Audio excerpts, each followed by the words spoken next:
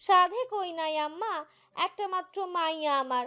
মাইয়ার মা হওয়া যত জ্বালা, এমনিতেই তখন একটা কলঙ্কের দাগ চরিত্রে লাইগা গেছিল। আমনের পোলায় পারলে আমারে তালাক দিত। আর মাঝে ভাইজান কৌনা কইয়া আরিফের লগে বিয়ের প্রস্তাব দিয়ে আমার সংসার বাঁচাইলো। আমি চাইনি প্রায়শ্চিত্ত করতে, আমার মাইয়াদের সুখ আর সুন্দর একটা সংসার দেখতে। সাহাবারি এমনিতেই আব্বার শত্রু, সংসার পোলার চাচি গো হাতে। আবার এখন দেখেন কি সব সত্য সামনে আইলো। নরপিশাচগো মাঝখানে আমার মাইয়ারে রইল। আল্লাহ না করুক তখন যদি কিছু একটা হইয়া যাইতো, মা হইয়া কেমনে সহ্য করি। আমার কষ্ট কেউ কখনো বুঝে নাই আম্মা, আর বুঝবও না। এসব কইয়া আর লাভ নাই, দোয়া করো পোলাটা যাতে সুখের মুখ দেখে। তোমার মাইয়া তো জন্মের পর থাইকাই আল্লাদি। বিয়ের আগে আসিল বাপ ভাই মামা গো, বিয়ের পর যোগ হয়েছে জামাই। কি কষ্ট আর সহ্য করেছ, যা করার তো জামাইটাই করলো। সৈয়দুন্নেসা দীর্ঘশ্বাস ফেললেন। কথার প্রসঙ্গে ধীরে ধীরে অন্যদিকে মন নিল। নাজির দাঁড়িয়ে আছে উত্তরের জমিতে। আমরা খেতে খেতে মিস্ত্রিদের কাজ দেখছেন। টিন কাঠ দিয়ে ঘর বাঁধা শেষ, এখন ঘরের মেঝে পাকা করা হচ্ছে। দালানের কাজ কদিন পরেই ধরবে। লতিফ সেখান থেকে চিৎকার ছেড়ে বলল, আপনার খাওয়া ঠিক হয়েছে ভাই? টক আমরা খাম কেন? পাক ধরবো তো? পাক ধরলে তো আইয়া টিপা দিস। মিল্টন কচুরিপানা কেটে এনে গরুদের চারিতে দিয়ে বলল, আমগো ভাইজানের খাওন দাওয়ানের ধরন আলাদা। যেমন দুধের লগে আনারস, জামাল গুড়া খাইয়া পেট খারাপ করা, কাঁচা ডুমুর চাবাইয়া খাওয়া, এখন আবার শরীর ভর্তি ঘা লইয়া আমরা খাইতাছি। ভাইজান, পাগলা গুড়া খাইবেন না? নাজির চোখ মুখ কুচকে নিল। ছেলেপেলেদের সাহস দিন দিন বাড়ছে। সুযোগ পেলেই সবাই তাকে শাসন করতে চলে আসে। তেতরা স্বরে বলল, না, তোরই খাওয়াইমু, গোলামের পুত। খাবি? না, আপনিই খান, আমার এখনো বিয়া হয় নাই। হ, বিয়ের অনেক স্বাদ। আয় করাই দেই। কবে ধইরা শুধু দিবেনই কইতাছেন। দেখ লতিফ দেখ, বল্টু বিয়ে লেগে পাগলা হয়ে গেছে। লাল মিয়া ঘটু কি এখনো বাজারে বয়? আমার লগে দেখা করতে কোস, বল্টুর বিয়ে দেমু। লতিফ মাথা নাড়ালো। আচ্ছা ভাই। মিল্টন লাজুক হেসে বলল, আজ রাইতে এনে মুখলেসে থাকবো ভাইজান। তুই কই যাবি? মাছ মারতে এই বছর একবারও যাই নাই। আমিও যাই নাই। বিয়ে করবার থেকে ঘরের সিঙ্গিল লাইগা যাইতে পারি না। এখন বাপের বাড়িতে আছে, আমারেও লইয়া যাস। আপনি অসুস্থ। চুপ। পেছন থেকে হঠাৎ ডাক এলো। ভাই। আমরার আটি পুরোটা মুখে পুড়ে পিছনে ফিরে তাকায় নাজির। মলিন মুখে পারভেজ দাঁড়িয়েছে, চুল উস্কো খুস্কো, পরনের পোশাক অগোছালো। মিল্টন রাগত স্বরে সেখান থেকে বলে উঠল, এনে কি তোরে ভাইজানের আশেপাশে আইতে নিষেধ করছি না? নাজির চাপা ধমক দিল। তুই মুখ বন্ধ করে কাম কর বেটা। পারভেজের দিকে এগিয়ে গেল। সে দুই হাত পেছনে রেখে হাসজ্জ্বল মুখে জিজ্ঞাসা করলো, আরে পারবে সাজে, খবর কি? এমনি কথা কন কে? এমনিতেই লজ্জায় বাসি না। সামনের সরু পথ ধরে হাঁটতে লাগলো দুজন। মিল্টন এতে বিরক্ত হলো, হাতের কাজ ফেলে তাদের পিছু ছুটলো। যেন কাউকে সে আর বিশ্বাস করে না। উসকুস করতে করতে পারভেজ জিজ্ঞাসা করলো, কেমন আছো? সবাই খালি এক কথাই জিগায়, আল্লাহর রহমতে এখন বাইসে আছি। পারভেজ বলার মতো কথা খুঁজে পাচ্ছে না, অথচ দেখা করার জন্য কত পাগলামি না করেছে। নদীর ধারে এসে বসে পড়লো নাজির। জিজ্ঞাসা করলো, চেহারার এই অবস্থা কেন? গাঞ্জা টাঞ্জা খাস নাকি? জীবনে হুক্কাও টান মারি নাই, তুমি গাঞ্জার কথা কও? তাইলে ভাত খাস নাকি? আরে বাড়ি যাস না কেন? বাড়ি আর ভালো লাগে না, কিছু আগের মতো নয়। সুমা আর আবদুল্লার লইয়া ভাবি বাপের বাড়ি চইলা গেছে। ছোট চাচিও জাহিদ নাজমুলের বউ লইয়া গেছে গা, আর ফিরব না কইল। আমি একলা একটা কি করবো? মায়ের মুখটাও এখন আর দেখতে ইচ্ছে করে না। আমার সহজ সরল মায়ের আড়ালে এতদিন শয়তান লুকাই আছিল, কেমনে বিশ্বাস করি কও? দুলাভাই আয়েশা বাবু একবারও আইল না। আজও বাজারে একজন ডাক দিয়া সবার সামনে জিগাইতাছে, তগ বাড়িতে এইসব ঘটছে, তুইও কি সাথে আসিলি? তোমার বিশ্বাস হয় আমি এসবে ছিলাম? আজকাল আর কাউকে বিশ্বাস করতে পারি না। তোরও করা উচিত না। দুনিয়ার মানুষ খুব খারাপ পারবেশ। এখানে বাপ মা ভাই বোন সন্তান কেউ কারো নিজের না। কখন যে কেটায় বদলাইয়া যায়। ওগো কি ফাঁস হইব? কি যে কস না, এই দেশে সাধারণ মানুষ গো মারলে কারো ফাঁসি হয়? বেশি দিন জেলে থাকবো কিনা তাই সন্দেহ। দুদিন আগে তালেবাদ চেয়ারম্যানের সাথে গিয়ে থানায় হত্যা মামলা দায়ের করে এসেছে নাজির। পুলিশ বলেছে পলাতক আসামিদের খুঁজে বের করা হবে। এই সপ্তাহে মুমিনুল শাহ আর সামিউলকে তোলা হবে আদালতে। তবে মুমিনুল শাহকে মনে হয় না বেশি দিন জেলে আটকে রাখা যাবে। হত্যার চেষ্টা বা আদেশের কোনো সাক্ষী প্রমাণ নেই। সামিউলের সাক্ষী কতই বা গুরুত্বপূর্ণ, যা করেছে সব সামিউল শাহরিয়ারিত করেছে। তাই নাজমুলেরও বেশি দিন জেল হবে বলে মনে হয় না। পারভেজ উদাস হয়ে বসে আছে। নাজির বলল, ব্যবসা হাতছাড়া করিস না। তোর ভাই নিজের সাথে কম ব্যবসা সরাই নাই, লগে চাচা তো আছেই। আজ যদি এমন একটা ঘটনা না ঘটতো তাহলে তোর কপালে দুঃখ আসিল। প্রতিবাদ করলে পরিণত হইতো সুবান আলী সার মতন, আর প্রতিবাদ না করলে হইতো মমিনুল সার মতন। আমি অগমত না, আজ পর্যন্ত কারো কোনো ক্ষতি করছি, তাও আমার ভুগতে হইতেছে, মানুষের কথা শুনতে হইতেছে, সমাজে ঘেড়ি সোজা কইরা চলতে পারতেছি না। তোর বাপ মায়ের কর্মফল ভোগ করবি না? আমিও তো করেছি, কি করি নাই? ডাক্তার কইছে আর কখনো ভারী কাম করতে পারবো না। মোদ্দা কথা উবুর হয় নিষেধ।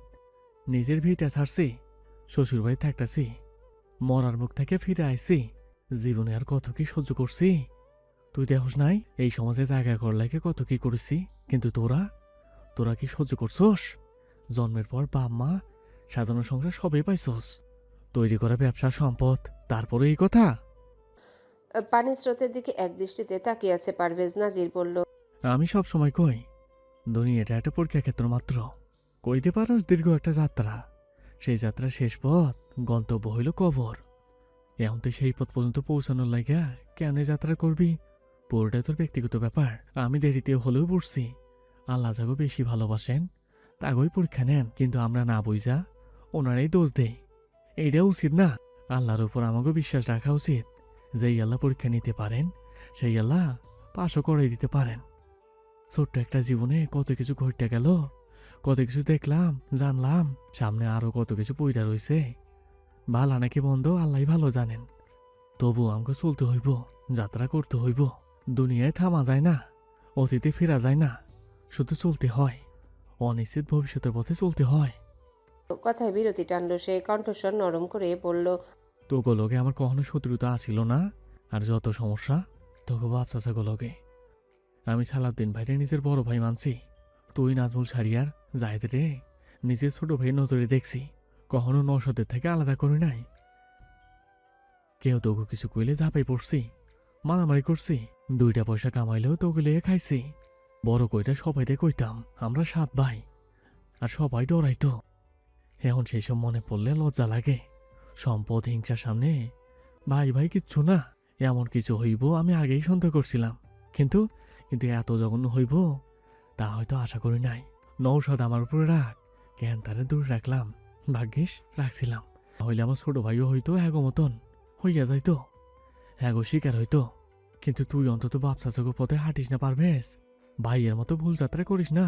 তুই নিজের প্রমাণ কর, সবারই দেখে দে এক গাছের সব ফল টক হয় না, মাঝে মধ্যে মিষ্টিও হয়। জীবনটা গুছাইয়া নে। ওরা বাইরের দুনিয়া দেওয়ার আগে নিজেরে হিল্লা কর, ব্যবসাটা নিজের দখলে নিয়ে নে। তুমি আর ফিরবে না, তোমার ওই ভিটে খালি পইরা থাকবো। কিছুই খালি থাকে না, শূন্য স্থান কখনো শূন্য থাকে না। হয়তো এই ঘরে থাকবো না, নয়তো তোকে ভবিষ্যৎ প্রজন্ম এখানে থাকবো। জাহিদ সুমা আব্দুল্লাহ একদিন ফিরে আইব। বাপের ভিটা সাইডে যাইব কই? শুধু সময়ের অপেক্ষা। আমার বরং দূরে থাকাই ভালা। পারভেজ স্থির দৃষ্টিতে একই দিকে তাকিয়ে রইল। তার কিছু ভালো লাগছে না। নাজিরের মতো সাহস শক্তি তার নেই, আর না কোনো কালে ছিল। নদীর ধারে শরতের কাশফুল ফুটেছে, আকাশে ছুটে চলেছে দলবদ্ধ শুভ্র মেঘের দল। নাজির একগুচ্ছ কাশফুল ছিঁড়ে নিল। রাতে মাছ ধরতে যাবে, তার জন্য বউকে মানাতে হবে। বাড়ি ফিরে স্ত্রীকে ঘরে পেয়ে গেল। পা ছড়িয়ে বসে ফ্যানের বাতাসে ভেজা চুল শুকাচ্ছে। নাজিরের হাসি পেল। মেয়েটা চেহারা সুরত সব বদলে গিয়েছে। কিশোরী নয়, মনে হচ্ছে যেন পূর্ণাঙ্গ নারী। নাজির এসে তার দিকে ফুলগুলো বাড়িয়ে দিল। মিস্ত্রি ভূত দেখার মতো চমকে গেল। বুকে থুতু ছিটিয়ে আপাদমস্তক স্বামীকে দেখে ফুলগুলো হাতে নিল। মুচকি হেসে বলল, সূর্য আজ কোন দিকে উঠেছে? যেই দিকে প্রত্যেক দিন ওঠে। বিয়ের এতদিন পর নাজির শাহ তার গর্ভবতী স্ত্রীকে প্রথমবার ফুল দিচ্ছে, অবিশ্বাস্য। তাও যে দিছি এটাই তো অনেক। সারাবেলা কোথায় ছিলেন? আর কইয়েন না, আমার বাড়ির কামের কাছে বইয়ে রয়েছিলাম। এই বাড়িতে আমার ভাল লাগে না, তার উপর আবার শ্বশুর বাড়ি। জীবনেও ভাবি নাই যে আমি যে ঘর জামাই থাকবো। নৌসাদের কত কথা শুনেছিলাম, দেশে আইলে মাপ চাবো না হয়। ঢং, এটাকে ঘর জামাই থাকা বলে না। নেহাত পরিস্থিতি ভিন্ন। তা বাড়ির কাজ কত দূর? মেজে ঢালাই দিছে, হুকাইলে বিদ্যুতের লাইন আনমু। জিনিসপত্রগুলো ওই বাড়ির থাইকা আনতে হইব। আপাতত টিনের বাড়ি, ছোট সংসার চলবো ময়না পাখি। মাটির বাড়ি চললে টিনের বাড়ি কেন চলবে না? আপনি সঙ্গে থাকলে দৌড়াবে। নাজির হেসে ফেলল। এই অবস্থা না হইলে আগেই দালানের কাম ধরতাম, সব আনা শেষ। কিন্তু এখন ঘরে দরকার পড়ছে, না হইলে আমগো ছানাপনোরা থাকবো কই? যা ভালো মনে হয় তাই করুন। এবার যান, গিয়ে গোসল সেরে আসুন। বেলা বয়ে যাচ্ছে, খেতে হবে না? খাইছো তুমি? না। আয় হায়, দুপুর তো গড়াই যেতেছে। তাহলে দেরি কেন করছেন? এখনো পোলাপাইনের আচরণ করে। কয়দিন পর আমার 2টা পোলাপাইনের সামলাতে হইব। ধুর, ভাল লাগে না। একটা মানুষের পক্ষে কয়দিন সামলানো সম্ভব? প্রত্যুত্তরে মিস্ত্রি শুধু হাসলো। নিজের হাতে খেতে তার ভালো লাগে না। মা যদিও খাইয়ে দিতে চেয়েছিল, কিন্তু সে নিষেধ করেছে। স্বামী থাকতে মায়ের হাতে কেন খাবে? লোকটা এমনিতেই তাকে কম কষ্ট দেয়নি, সেগুলো শোধ করতে হবে না? তার হাসি দেখে নাজিরের গা জ্বলে গেল। বিড়বিড় করে লুঙ্গি গামছা নিয়ে চলে গেল কলপার। এখন আর তার গোসল করতেও ভালো লাগে না। পুকুর নেই, সাঁতার কাটতে পারে না, ক্ষতও শুকায়নি। নড়াচড়া করলেই টান লাগে। যতটুকু পারল শরীর মেজে গোসল সারল সে। বাড়ির বউরা দুপুরে রান্না শেষে গোসল সেরে ঘরে ঢুকে, বিকেল ছাড়া আর বের হয় না সহজে। এই জন্যে এই নাজির দেরি করে এলো। এদের মুখোমুখি হতে তার বিরক্ত লাগে। লুঙ্গি মেলে দিতে কাশেম আলী ডাক পড়ল। জামাই বাবাজি, এত দেরি কইলা যে? আইয়েন, খাইতে আইয়েন। চোখ মুখ কুচকে নিল নাজির। বিড়বিড় করে বলল, এই যে আর একটা নটকি, তুই থেকে আমনিতে গেছে গা, যেমন বাপ তেমন মাইয়া। বিরক্তি প্রকাশ না করে চিবিয়ে চিবিয়ে বলল, আগে আমরা মাইয়ারে খাওয়াইলে শ্বশুর আব্বা, লগে আমার একটাও আছে, এরপর আমি গেলমু। সে কি আমাজান খাই নাই? না, আপনার মতো নাটকি বাপের মাইয়া না। নাজির ঘরে চলে গেল। কাশেম আলী হু হু করে হেসে উঠলেন। স্ত্রীকে ডেকে বললেন, ঘাওড়াটারে আমার আম্মাজানে ভালো মতন টাইট দিতেছে। পারুল কিছু বললেন না, মাত্র মেয়ের ঘরে খাবার দিয়ে এসেছেন তিনি। রান্নাঘরের দিকে যেতে যেতে নিজের বললেন, মাইয়া জামাইরে টাইট দেয় দেখে মহা খুশি, আর নিজের বউ চোখ তুগিলা চাইলেই বান্দি, বেড়া জাতটাই খচ্চর। ঘরে এসে উদম গায়ে ফতুয়া জড়িয়ে বিছানায় বসলো নাজির। ভাত মাখে স্ত্রীর মুখের সামনে ধরে বলল, হাঁস খেতে চাইছো তাই আনছি, আজ আর কোনো নখরা চলবো না। মিস্ত্রি কিছু বলল না। খেতে খেতে বলল, আচ্ছা, বাচ্চা কাচ্চার নামধাম কিছু ভেবেছেন? এই যা, তা তো ভাবা হয় নাই। তা ভাববেন কেন? মাথা ভর্তি তো শুধু কুবুদ্ধি আর কুবুদ্ধি। তোমার মাথায় বুঝি ভালা বুদ্ধি? অবশ্যই, মেয়ে হলে ভেবেছি নামিরা রাখবো। নামিরা? এইটার অর্থ কি? আমি তো ভাবছিলাম মিষ্টি রাখবো। মিষ্টি? হ, বউয়ের নাম তালমিসিরি আর সানার নাম মিষ্টি। ধুর, মিষ্টি চলবে না। মেয়ের নাম নামিরা সবচেয়ে সুন্দর নাম। এখন বলুন, ছেলের নাম কি রাখা যায়? নাজির ভাবলো কিছুক্ষণ, পরক্ষণেই বলল, ইশিরাকশা কেমন হয়? ইশরাক? হ, ইশরাকর তো ভোর, দিনের সূচনা। আমাদের জীবনে পোলা কিংবা মাইয়া আসুক, যেই আসুক, আলো হইয়া তো আসবো, তাই না? মিস্ত্রি মাথা নাড়ালো। নাম তার পছন্দ হয়েছে। খেতে খেতে দুজনের মধ্যে অসংখ্য কথা হলো। অথচ কদিন আগে সম্পর্কের উপর দিয়ে কত ঝড়ঝাপটা গিয়েছে। খারাপ দিন চিরকাল থাকে না, আর ভালো দিন দ্রুত কেটে যায়। সময় আর কর্ম শব্দ দুটো সাধারণ হলেও এর শক্তি বা ক্ষমতা ভাষায় বোঝানো কঠিন। মানুষকে কখন যে কোথায় নিয়ে দাঁড় করায় আগে থেকে বলা মুশকিল। দেখতে দেখতে মাসখানেক পেরিয়েছে। গ্রামের মানুষের দৈনন্দিন জীবন আগের নিয়মে চলছে। বদলেছে শুধু শাহবাড়ির সদস্যদের জীবনধারা। সেদিন নাজিরের কথায় প্রভাবিত হয়ে ব্যবসার হাল ধরেছে পারভেজ। বেঁচে থাকাকালীন আমিরুল শাহ নিজে দাঁড়িয়ে ছেলেকে সব শিখিয়েছেন। ছোট ছেলের ভবিষ্যৎ নিয়ে বরাবরই তিনি চিন্তিত ছিলেন। নাজির রোজ নিয়ম করে একবার মিল্টনকে দিয়ে ফরিদা বানুর জন্য শাহবাড়িতে বাজার পাঠায়। সে ছাড়া আর কে আছে তাকে দেখার? মহিলা এত তাড়াতাড়ি মরুক নাজির চায় না। সে চায় ফরিদা বানু বাঁচুক, একাকিত্ব নিয়ে বহু বছর বাঁচুক, শত্রুর ছেলের দয়ায় বাঁচুক। গত মাসে নাজমুল শাহরিয়ারকে পুলিশ গ্রেফতার করেছে। শ্রীপুরে এক বন্ধুর বাড়ি ঘাপটি মেরেছিল। সেখান থেকেই ধরে নিয়ে তাদের আদালতে পেশ করা হয়েছে। বর্তমানে তারা জেলে। মমিনুল শাহকে বেশি দিন আটকে রাখা যায়নি। সপ্তাহখানেক আগে জামিনে জেল থেকে ছাড়া পেয়েছেন। তার পরিচিত কেউই সাহায্য করেছে। সেখান থেকে বেরিয়ে সোজা শ্বশুরবাড়ি গিয়েছিলেন তিনি। লোক মারফত সমস্ত ঘটনাই শুনেছেন। তাই এই গ্রামে ফেরা আপাতত ঠিক হবে না মনে করে স্ত্রীর মান ভাঙিয়ে ফিরিয়ে আনতে গিয়েছিলেন, কিন্তু শ্বশুরবাড়িতে ঢুকে তেমন একটা সুবিধা করতে পারেননি। মর্জিনা তার সঙ্গে দেখা করতে অনিচ্ছুক। ভাইদের মাধ্যমে জানিয়েছে বেঁচে থাকতে শাহবাড়িতে তিনি আর ফিরবেন না। প্রয়োজনে শেষ বয়সে এসেই স্বামী নামক জালেমের থেকে তালাক নেবেন। মমিনুল শাহ দুঃখ পেলেন। গোটা পৃথিবীর কাছে অমানুষ হলেও স্ত্রীর প্রতি তিনি সর্বদাই বিশ্বস্ত ছিলেন, অথচ সেই স্ত্রী আজ তার মুখদর্শন করতে চাইছেন না। মানুষ হারানোর মতো কষ্ট কি আর দুটো আছে? তার ঠিক 2 দিন পরেই একটা কাজে শহর থেকে ফেরার পথে লোকটা দুর্ঘটনার কবলে পড়লেন। যেই গাড়িতে উঠেছিলেন সেই গাড়িটাই প্রবল বর্ষণে মাঝ রাস্তায় এসে উল্টে পড়ল খালে। চারিদিকে তখন বানের জল থই থই করছে। লোক মুখে নাজি শুনেছে এখন নাকি হাসপাতালে তিনি ভর্তি। 15ই আশ্বিন 14/4 বঙ্গাব্দ। টিনের চালে ঝুমঝুম রবে বৃষ্টি পড়ছে। ঝড়ের দাপটে মটমট শব্দে ভেঙে পড়েছে কোনো এক গাছের ডাল। তখনই দূরে কোথাও বাজ পড়ার শব্দ হলো। মুহূর্তেই বিদ্যুৎ চলে গেল। মাতৃত্বকালীন যন্ত্রণায় ঘুম ভেঙে গেল মিস্ত্রির। ছটফট করতে করতে শোয়া থেকে উঠে বসলো সে। ঘেমে নিয়ে শরীর ভিজে উঠেছে। অনেক কষ্টে পা সাঁতরে ছুতে পারলো শক্তপোক্ত দেহ। ঢোক গিলে ডাকলো, শুনছেন? আমার খুব কষ্ট হচ্ছে, নাড়ি ছিঁড়ে যাচ্ছে। টিনের চাল বৃষ্টির শব্দের মৃদু ঠান্ডায় নাজির গভীর ঘুমে আচ্ছন্ন। তাই স্ত্রীর ডাক শ্রবণনালীতে পৌঁছালো না।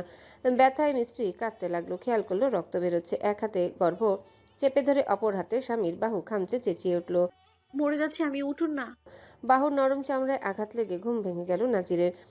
কি হয়েছে? কার কি হয়েছে? বলতে বলতে শোয়া থেকে লাফিয়ে উঠল। ঘরে বিদ্যুৎ নেই। আকাশ মেঘলা হলেই বিচ্ছিন্ন হয়ে যায়। ললাটে চিন্তার ভাঁজ ফেলে পা সাঁতরে বালিশের কোণায় টর্চ পেয়ে জ্বালানোর চেষ্টা করলো নাজির। এতেও চার্জ নেই। তাই বাধ্য হয়ে অন্ধকারের মধ্যে বিছানা থেকে নেমে গেল সে। শাশুড়ি প্রতিদিন কেরোসিন তেল ভরে একটা হারিকেন রেখে যায় ঘরে। অন্ধকারে তা খুঁজতে খুঁজতে নাজির উদ্বিগ্ন স্বরে বলল, তুমি ঠিক আছো বউ? নাড়াচাড়া কইরো না, এখনই আমি আলো জ্বালাইতেছি। স্ত্রী কাঁদছে। মৃত্যুসম যন্ত্রণা সহন করা তার পক্ষে অসম্ভব। বিছানার চাদর শক্ত করে খামচে ধরল। কিছুক্ষণের মধ্যে হারিকেনের হলদে আলোয় ঘরের সমস্ত অন্ধকার বিলীন হলো। নাজির স্ত্রীর কাছে ছুটে এলো। বিছানায় রক্ত দেখে আতঙ্কিত হয়ে বলল, হায় আল্লাহ, এত রক্ত কেন? কাউকে ডাকুন, আর পারছি না আমি। বহু কষ্টে এই কটা শব্দ এসে উচ্চারণ করতে পারল। নাজির যা বুঝার বুঝে গেল। গর্ভকালীন 9.5 মাস চলছে মেয়েটার। দাদি বলেছেন এই সময় যখন যা ইচ্ছে হতে পারে। স্ত্রীকে খাটের মাঝখানে বসিয়ে গালে হাত ছুঁয়ে বিচলিত কণ্ঠে বলল, আর একটু সহ্য করো বউ, আমি সবাইটা ডাকে আনতেছি। দরজা খুলে নাজির ছুটল। পাশের ঘরে শ্বশুর শাশুড়ি থাকে, তাই বিলম্ব না করে দরজায় জোরে জোরে বেশ কয়েকবার ধাক্কা দিতেই ভেতর থেকে ভেসে এলো কাশেম আলীর ঘুমন্ত কণ্ঠস্বর। কেডারে এই মাঝরাতে কি শুরু করলি বাপ? মুখমণ্ডলে বিরক্তি নিয়ে কাঠের দরজা খুলে দিলেন কাশেম আলী। দরজার সম্মুখে জামাতাকে দেখে অবাক হলেন। কিছু জিজ্ঞাসা করার পূর্বেই নাজির এলোমেলো বাক্যে বলে উঠল, মিস্ত্রির হঠাৎ করে বীজ উঠছে, রক্ত বাইরে হইতেছে, অনেক কান্তাছে, আমার মাথায় কাজ করতেছে না, ওরে হাসপাতালে নিতে হইব। বিষ উঠছে মানে কি কস? অবাক হলেন তিনি। উকি দিয়ে বাইরে দেখে বললেন, এই বৃষ্টি বাদলের মাঝে কেমনে হাসপাতালে নিব? রাস্তাঘাটের প্যাক জমেছে, এতক্ষণে গাড়িও তো পাইয়া যাইব না। তুই ওর কাছে যা, আমি তোর হরিয়া লইয়া আসতাছি। নাজির যেভাবে এসেছিল সেভাবেই দৌড়ে গেল ঘরে। ব্যথার দাপটে মিস্ত্রি জ্ঞান হারাবার পথে। মেয়েটার মুখমণ্ডল ফ্যাকাশে হয়ে উঠছে। চোখ দিয়ে গড়িয়ে পড়ছে অশ্রু। রক্তে বিছানা মাখামাখি হয়ে গেছে। নাজির তাকে জড়িয়ে ধরে সান্ত্বনা দেওয়ার চেষ্টা করলো, কিন্তু ব্যথার বদলে সান্ত্বনা কি এ কাজ করে? বৃষ্টির দাপট বেড়ে চলেছে, থামবে বলে মনে হয় না। আরও একটা বাজ পড়ল। দালান হালকা কাঁপল তাতে। স্বামীর ডাকে পারুল লাফিয়ে উঠলেন। মেয়ের গুরুতর অবস্থা দেখে বৃষ্টি মাথায় নিয়ে এই দালান থেকে ওই দালানে বড়জা আর জেসমিনকে ডেকে তুলতে ছুটলেন। হাক ডাকে লাঠিতে ভর করে উঠে এলেন সৈয়দুন্নেসাও। গ্রিল ধরে দাঁড়িয়ে জিজ্ঞাসা করলেন, এত রাইতে কার কি হইল? সুডো বউ?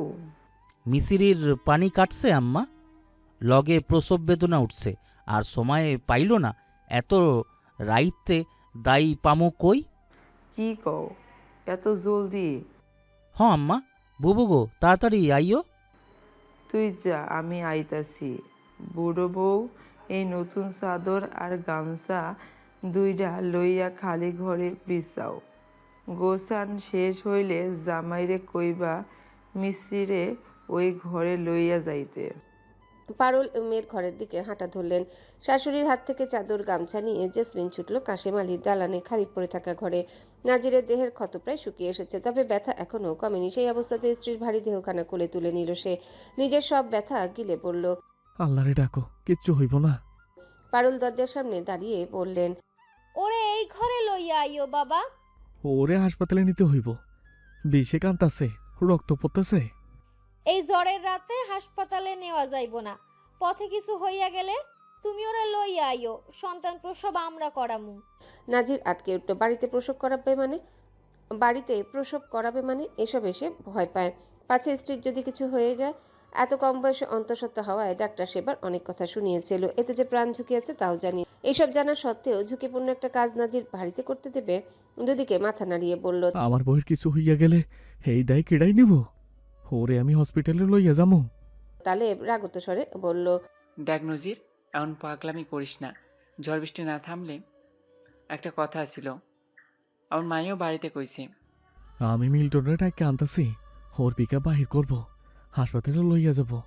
আর কতক্ষণ লাগবো? আমি এই ব্যাপারে কাউকে বিশ্বাস করি না। ভুল চুক কিছু হইলে আমার বউ পামু কই? তার পাগলামিতে সবাই বিরক্ত হলো। মিস্ত্রি আর্তনাদ করে উঠল। আর পারছি না।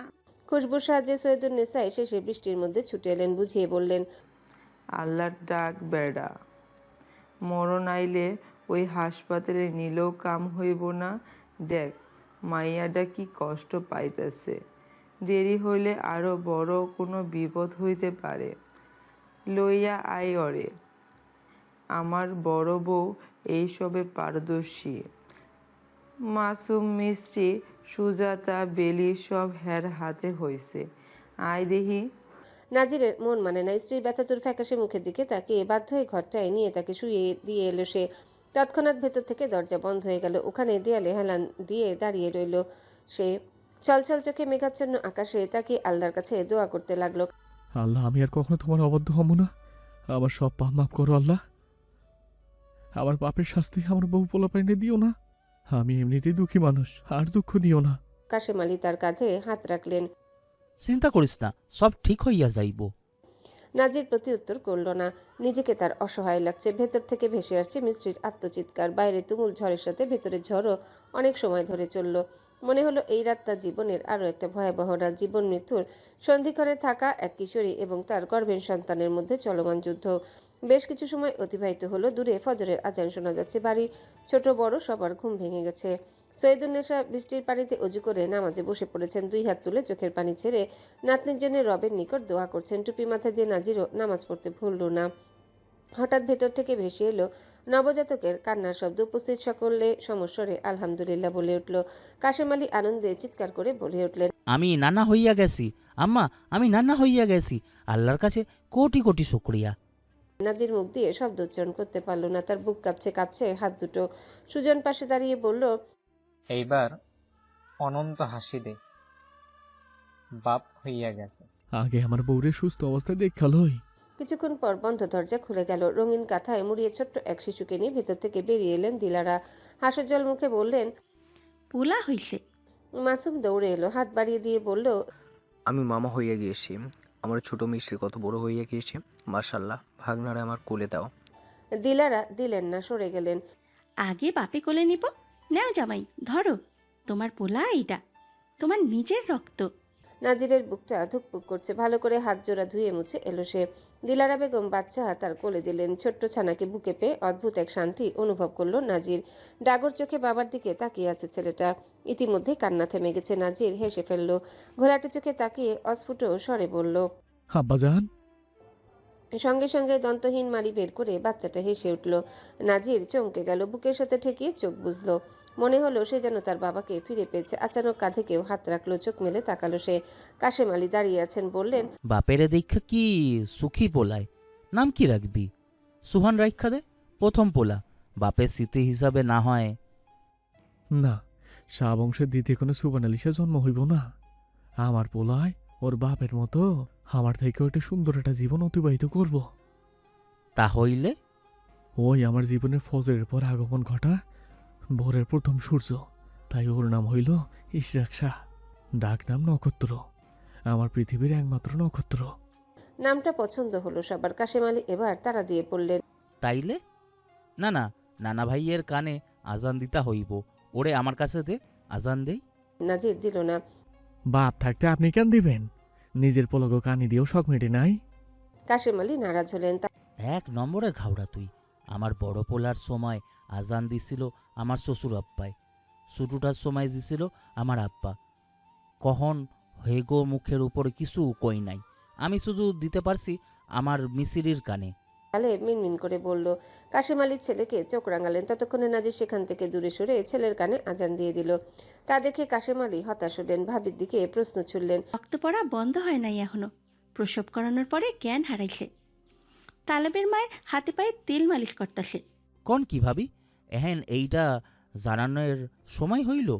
খবর কিছু হইব না তো? চিন্তা করেন না তো, এমন একটু আধটু হয়। আমাকে বড় বউয়ের সময়ও হয়েছিল। ছেলেকে নিয়ে ঘর থেকে বের হতে নাজির শুনে ফেলল সে কথা। কাশেম আলীর কোলে সন্তানকে দিয়ে চাচি শাশুড়ির উদ্দেশ্যে বিচলিত কণ্ঠে বলল। জ্ঞান নাই, রক্ত পড়তেছে, আর আপনারা নিশ্চিন্তে আছেন। আমার এত ঝুঁকি নেওয়ার দরকার নাই। এখন আর কোনো বাধাও নাই। ওরে হাসপাতালে নিয়ে যাবো আমি। কিচ্ছু হইব না। এই সময় টানা হ্যাচড়া করা উচিত হইব না। নাজির আর কোনো কথা শুনল না। মাসুম নিজেও এবার এগিয়ে এসে বলল। থাক চাষি, হাসপাতালে নিয়ে যাওয়াই ঠিক হইব। পরে কিছু হইয়া গেলে তোরা তোহার হওয়া, আমি দেখি গাড়ি পাই কিনা। কাশেম আলীও সহমত পোষণ করলেন। বৃষ্টি বাদলের সময় পাইল না, সাদাটা লগে লইয়া যা।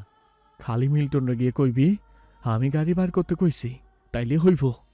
নাজির বলল। মাসুম আর দাঁড়িয়ে সময় নষ্ট করলো না, ছাতা নিয়ে বেরিয়ে পড়লো। তার সাথে গেল রুহুলও। দিনের আলো কেবল ফুটতে শুরু করেছে। মিল্টন ঘুমিয়েছিল। সেই ভোরের বৃষ্টির মধ্যে তাকে ডেকে তুলে গাড়িসহ বাড়ির সামনে নিয়ে আসা হলো। নাজির পোশাক বদলে জ্ঞানহীন স্ত্রীকে পাজাকোলে করে তৎক্ষণাৎ বাড়ি থেকে বেরিয়ে পড়ল। তার সাথে গেল কাশেম আলী, মাসুম। বৃষ্টি থামলে বাচ্চাকে নিয়ে পারুল যাবেন তালেবের সাথে। বেলা বাড়ার সাথে সাথে বৃষ্টি কমেছে কিছুটা, তবে ঝড়ো হাওয়া থামেনি। রেডিওর বার্তা চলছে নতুন এক ঘূর্ণিঝড় প্রকট হয়েছে সাগর তটে। পিকআপে করে যাওয়ায় হাসপাতালে পৌঁছাতে তেমন একটা দেরি হলো না তাদের। সদ্য সন্তান প্রসবকৃত মায়ের অবস্থা দেখে এবং শুনে নার্স খেকিয়ে উঠলেন। মুখ দিয়ে যা এলো তাই বললেন। তার অসম্মানীয় কথায় নাজির কোনো রূপ প্রতিবাদ করল না। অন্য কোনো সময় হলে হয়তো কঠিন জবাব দিয়ে মহিলাকে থামিয়ে দিত। হট্টগোলে একজন নারী চিকিৎসক এসে উপস্থিত হলেন সেখানে। নার্সকে ধমক দিয়ে রোগীকে কেবিনে পাঠালেন। সরকারি হাসপাতালে চিকিৎসকদের থেকেও নার্সদের ক্ষমতা যেন বেশি। মিস্ত্রি চিকিৎসা চলতে লাগলো। জ্ঞান ফিরতে ফিরতে দুপুর হলো। ভেতর থেকে নার্স বেরিয়ে এলেন, বললেন। বাচ্চা কোথায়? মায়ের দুধ না খাওয়ালে বাঁচবে? তাকে নিয়ে আসুন দ্রুত। মাসুম জবাবে বলল। ওরে আমায় মানতাসে, আমার বোন এমন কেমন আসে? নার্স উত্তর দিলেন না। ভেতরে যেতে যেতে বিড়বিড় করলেন। সব এক একটা ডাক্তার হয়ে গেছে। গ্রামের মানুষদের এই এক সমস্যা, সব জানতা। কিছুক্ষণ পরেই তালেবার পারুল নবজাতককে নিয়ে উপস্থিত হলো হাসপাতালে। শাশুড়ির কোল থেকে ছেলেকে কোলে নিল নাজির। ডাক দিতে সে নার্স এসে বাচ্চাকে সঙ্গে করে ভেতরে নিয়ে গেল। বাচ্চাটা যে ক্ষুধার্ত। নাজির মাথা ভর্তি চিন্তা নিয়ে কেবিনের বাইরে বসেছিল। রক্ত, স্যালাইন, ওষুধ আনা থেকে শুরু করে যাবতীয় সব কাজ তালেবার মাসুম মিলে করেছে। বিকেলের দিকে তাদের ভেতরে যাওয়ার অনুমতি দেওয়া হলো। সর্বপ্রথম ভেতরে গেল নাজির। মিস্ত্রির এক হাতে এখন স্যালাইন চলছে। শরীর ভীষণ দুর্বল। পাশে মাতৃদুগ্ধ পান করে ছোট্ট নক্ষত্র ঘুমিয়ে আছে। স্বামীকে দেখে হেসে উঠল মিস্ত্রি। সবাই ভেবেছিল মেয়ে হবে, কিন্তু সবাইকে ভুল প্রমাণ করে আমাদের ঘরে রাজকুমার এসেছে। তুমি কেমন আছো? যন্ত্রণা কমছে? হ্যাঁ, আমার বাবাটাকে দেখে কমে গেছে। আমার ছেলে আমার মতো গুলুমুলু হয়েছে দেখুন। সবাই তো কইলো বাপের মতন হইছে। আপনাকে সান্ত্বনা দেওয়ার জন্য সবাই মিথ্যে বলেছে। মলিন মুখে হাসি ফুটে উঠল নাজিরের। মাথায় হাত বুলিয়ে দিয়ে বলল। হ, একেবারে তালমিস্রির মতন মিষ্টি হইছে। বড় হইলেও ওর লাগে একটা তালমিস্রি খুঁজতে হইব। পাবে না, মিশ্রি এক পিসি। নেহায় তোর বাপের ভাগ্যে ছিল। নাজির মনোযোগ দিয়ে স্ত্রীর কথা শুনছে। রবের নিকট মনে মনে কৃতজ্ঞতা জ্ঞাপন করছে। এই তবে ছিল তার ভবিষ্যৎ। অবশেষে নাজির সারও সুন্দর একটা পরিবার হলো। মিস্ত্রি বলল। আমার বাবার নাম যেন কি? ইশরাক শাহ না? ডাক নাম নক্ষত্র। নক্ষত্র কইয়া ডাকবা? এটা কবে কবে ঠিক হলো? আজ ওরে প্রথম কোলে নেওয়ার পর জানো, আব্বা করে ডাকতে ইচ্ছা দিল। আমার কোলে হাসছে। হাসবেই তো, বাবাকে দেখেছে না? মহাবিশ্বে এত নক্ষত্রের মাঝে আমাদের ঘরে আরেকজন যোগ হলো। মহাবিশ্বে অনেকগুলো থাকলেও পৃথিবীর লাগে তো নক্ষত্র একটাই। মিস্ত্রি সরু চোখে স্বামীর দিকে তাকালো। পরক্ষণে হেসে ফেলল। আকাশে মেঘ জমেছে। গাছের দোলা চলে। মনে হচ্ছে এ যেন বসন্তকাল। হাসপাতাল থেকে স্ত্রী সন্তান নিয়ে নিজের নতুন ঠিকানায় এসে পৌঁছেছে নাজির। সাবাড়ি থেকে তার সব জিনিসপত্র মিল্টন লতিফকে দিয়ে আনিয়ে পুরনো সংসারটা আবার নতুন করে সাজিয়েছে। টিনের একচালা দিয়ে পাশে একটা রান্নাঘর। বৃষ্টির পানি যাতে ভেতরে ঢুকতে না পারে তাই হাঁটু সমান উঁচু মাটির দেয়াল দেওয়া। জায়দার মাকে দিয়ে তৈরি করা হয়েছে।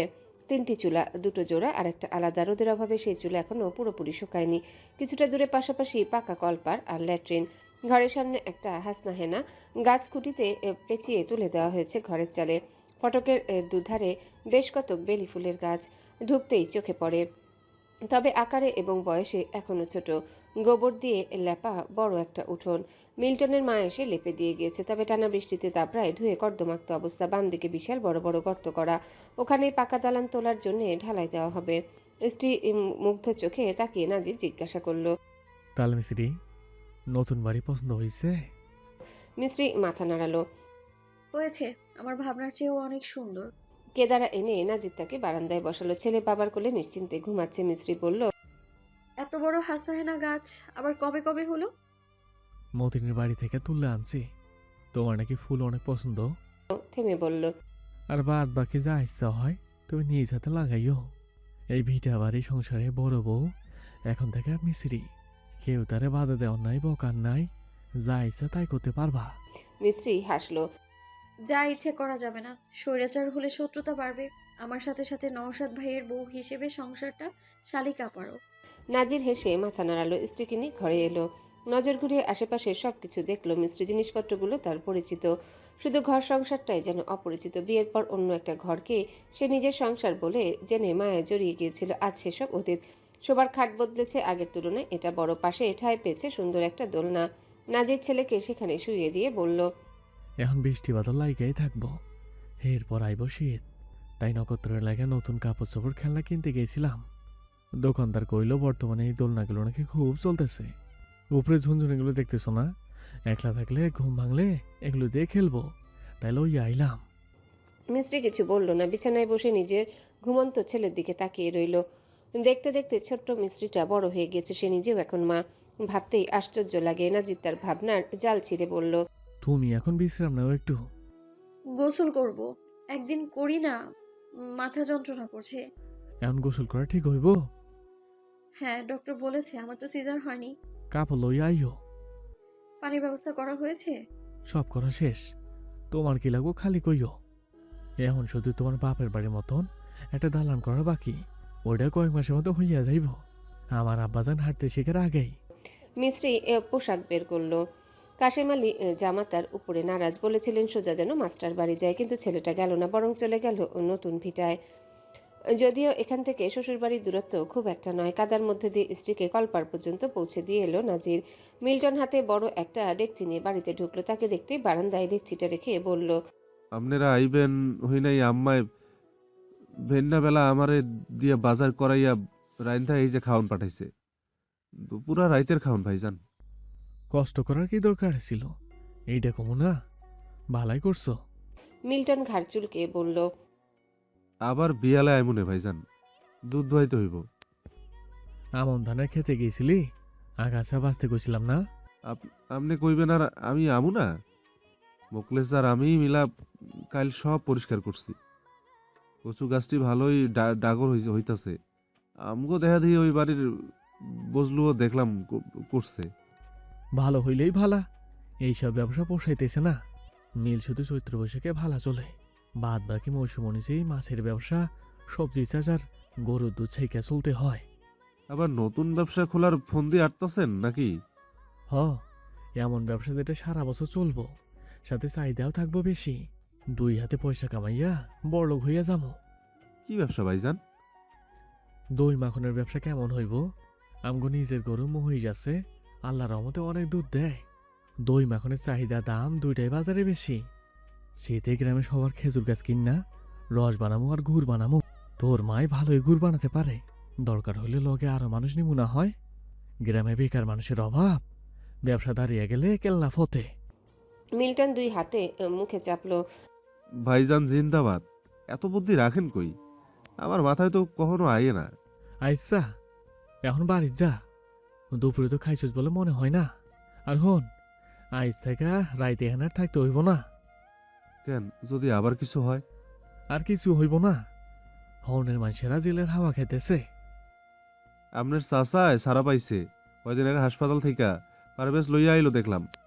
আশ্চর্যান্বিত হয়ে বলল। কথাটা এড়িয়ে গেল নাজির। জিজ্ঞাসা করলো, বড়জনের বাজার করে দিয়ে আইছিলি? হ, এত দয়া আপনার মনে যে করতে আইয়ে বুঝি না বাপু। গেলাম আমি। মিল্টন বিড়বিড় করতে করতে চলে গেল। সেই পথে এক পলক তাকে নাজির দীর্ঘশ্বাস ফেলল, দৃষ্টি সরিয়ে আকাশের দিকে স্থির করলো। দেরিতে হলেও সে বুঝেছে রক্তের বন্যা বইয়ে দেওয়া সবসময় প্রতিশোধ নয়। অনেক সময় শত্রুর অপকর্ম সম্পর্কে জেনেও তার সঙ্গে হেসে কথা বলা, তার উপকার করা, তাকে একাকিত্বের যন্ত্রণায় ছটফট করতে দেখা এক ধরনের নীরব প্রতিশোধ। যেই খেলা ফরিদার সাথে নাজির খেলছে। গোসল শেষে দুপুরের খাওয়া দাওয়া হলো। মিস্ত্রির শরীর এখনো দুর্বল। এইটুকু বয়সে সন্তান জন্ম দেওয়া কি মুখের কথা। খাওয়ার মাঝখানে নক্ষত্রের ঘুম ভেঙে গেল। মিস্ত্রির খাওয়া শেষ করে তারপর ছেলেকে খাইয়ে কান্না থামিয়ে নিজে ঘুমিয়েছে। নাজির ছেলেকে কাঁথায় মুড়ে বারান্দায় বসে আছে। ছেলেটা ভীষণ শান্ত, বিশেষ করে বাবার কোলে যতক্ষণ থাকে ততক্ষণ বাবার মুখের দিকে নিষ্পাপ নয়নে তাকিয়ে থাকে। এখনো তাই করছে। নাজির ছেলের 2 গালে চুমু দিয়ে কোমল স্বরে বলল, তাড়াতাড়ি বড় হইয়া যাও আব্বা। নিজের আব্বার লগে তো পারলাম না, তবে তোমারে লই আমি পুরো গ্রাম শহর ঘুরমু, এক লগে পুষ্করিণীর সাঁতার কাটমু, ধান লাগামু, রাতে মাছ ধরমু। বাবার লগে মাছ ধরবা না, ঘুরবা না? 2 হাত নাড়িয়ে হাসলো নক্ষত্র। এটাকে ছেলে সাই ধরে নিল। নাজির কানের কাছে মুখ নিয়ে ফিসফিস করে বলল, আমার বাপু দেখ লগে তোমার মায়ের ঠাঙ্গানি খামু। হাসতে হাসতে নাজিরের চোখের কোণে অশ্রু জমে। উদাস হয়ে বলে, আমাকে আসল বাড়ি এখান থেকে অনেক দূর। তখন কি দিন না আসিল? সব যে কেন পাল্টাইয়া গেল। তবে তোমার জীবনে এত ভয়ঙ্কর কিছু আমি আইতে দেব না, যেমন দিনে নৌসাদের জীবনে। শুনো, তোমার চাচার মতো নরম আর দাদার মতো দুর্বল কখনো হইও না।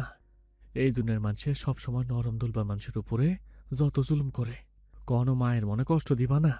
আল্লাহ তোমার মায়েরে আমার জীবনে পাঠাইছে বললা আজ আমি তোমারে পাইছি, এত সুন্দর একটা সংসার পাইছি, ভুল যাত্রা থেকে ফিরে আইছি। চোখের পানি গড়িয়ে পড়ার আগে নাজির হাতের উল্টো পিঠে তা মুছে নিল। নক্ষত্র এই পর্যায়ে ভ্যাভ্যা করে কেঁদে দিল। নাজির অবাক হলো। বাবাও তাকে উদাস দেখলে অস্থির হয়ে যেত। নাজির তার বাবাকে খুব ভালোবাসতো। মনে হলো তার বাবাই যেন ফিরে এসেছে। ছেলে তো বাবাই হয়। তার কান্না থামাতে নাজির বিভিন্ন অঙ্গভঙ্গি করে বলল, কান্দে না আব্বা, তোমার মায়ের ঘুম ভাঙ্গা যাইব। ওই দেহ কাউয়া। নক্ষত্রের কান্না একসময় থামলো।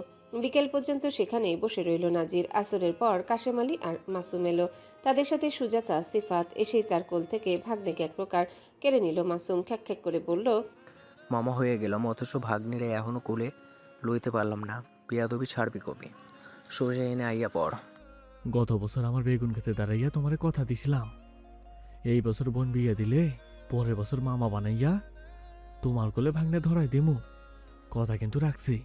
বলেই নাজির হাসলো। মাসুম চোখ মুখ কুচকে নিল। নক্ষত্রের দিকে তাকিয়ে বলল, তোর বাপটা ঘাওড়া, আর মামা ভাগ্নে আমগো বাড়িতে জায়গা। অপরিচিত মুখ দেখে চোখ মুখ খিচে কেঁদে দিল নক্ষত্র। নাজির বলল, হ্যালো বন্ধুরা, পরবর্তী পার্ট খুব তাড়াতাড়ি আসবে, তো সবাই অপেক্ষায় থাকো। আর চ্যানেলটি যারা এখনো সাবস্ক্রাইব করোনি তারা পরবর্তী পার্ট দেখার জন্য চ্যানেলটি সাবস্ক্রাইব করে রেখো। ধন্যবাদ সবাইকে, আমাদের সাথেই থেকো।